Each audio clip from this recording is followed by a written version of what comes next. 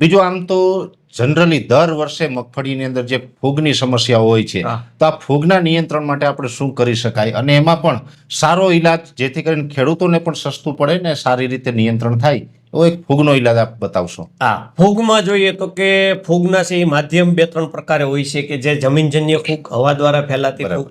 હવે જમીનજન્યમાં વાત કરીએ તો કે પેલો એક પીરિયડ જતો રહ્યો આપણે કાળી ફૂગનો, એસ્પરજીલસ નાઇજરનો, કે જે જમીનજન્ય ફૂગ છે, બીજજન્ય પણ ફૂગ છે.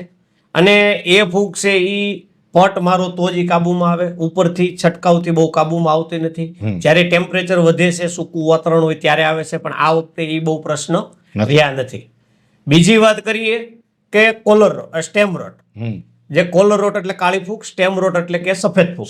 હવે આપણે મહત્વની સમસ્યા હોય તો એ કાળી ફૂગ ને ધોળી ફૂગ આપણે એમ કહે છે, બરાબર. હવે જે મગફળી જે 50-60 દિવસની થાય, જમીન પોચી રહેતી છે, હવાની અવરજવર રહેતી છે, તો જે સફેદ ફૂગ છે એ ઓક્સિજન પ્રિય ફૂગ છે. ઓક્સિજન જેમ મળશે એમ એનો ગ્રોથ વધુ થશે. તો સફેદ ફૂગને નિયંત્રણ માટે જોઈએ તો પહેલી વસ્તુ તો આપણે, તમે હમણાં એક વિડીયો પણ મૂક્યો હતો કે ટ્રાઇકોડર્મા વિરિડી નામના જે બેક્ટેરિયા આપવામાં આવે તો જે ક્લેરોસિયમના કણ છે એને ખાઈ જાય અને એ નુકસાન આગળ વધતું અટકી જાય. હવે એમાં પરેશભાઈ વિસ્તારથી જોઈએ તો કે જે સફેદ તાતણા જે છે એ માઇસેલિયા છે, એ મગફળીને નુકસાન કરે છે.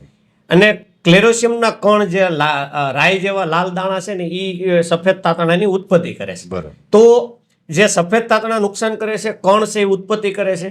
જો ટ્રાઇકોડર્મા આપવામાં આવે ને તો એ લાલ કણ જે છે ને એને જ મારી નાખે, તો પછી સફેદ તાતણા ઓટોમેટિક જતા રહે છે. આપણે રાસાયણિક ફૂગનાશક જે કંઈ વાપરીએ છીએ, જેમાં ટેબુકોનાઝોલ હોય, એઝોક્સ્ટ્રોબિન હોય, ડાયફેકોનાઝોલ હોય, પ્રોપિકોનાઝોલ હોય, ટેટ્રાકોનાઝોલ, કે આ બધા ઘણા બધા ફૂગનાશક આપણે માર્કેટમાં ઉપલબ્ધ છે અલગ અલગ બ્રાન્ડથી.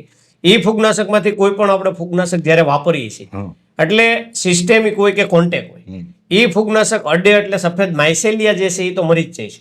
કણ છે એ મરતા નથી. એટલે 8-10 દિવસ જેવું પરિણામ મળે છે, પછી 8-10 દિવસ પછી પાછી ફૂગ આવે.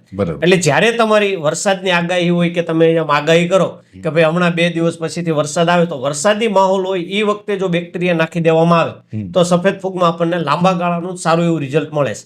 કન્ડિશન એ છે કે બેક્ટેરિયા જ્યારે આપણે નાખીએ છીએ ત્યારે આગળ પાછળ 5 દિવસ સુધી ફૂગનાશક છાંટવાની નથી. બરાબર. જ્યારે બેક્ટેરિયા નાખ્યા પછી બીજે જ દિવસે જો ફેરસ સલ્ફેટ કે કોઈ ખાતર છાંટવું હોય છાંટી ગઈ છે, ઈયળની દવા પણ છાંટી ગઈ છે. ફૂગનાશક એક છાંટવાની ભલામણ, ઈયળનું કેમિકલ પેસ્ટિસાઇડ ને બધું આપી શકાય. એ બધું આપી. ફૂગનાશક બીજું કઈ ન આપી. ફંજીસાઇડ જે લખેલું છે એ નો છે, કેમ કે ટ્રાઇકોડર્મા આપણે બોલીએ છીએ બેક્ટેરિયા, પણ ભાષાકીય બેક્ટેરિયા, પણ એ બેક્ટેરિયા નથી. એ છે એકચ્યુઅલી એક ફૂગ છે.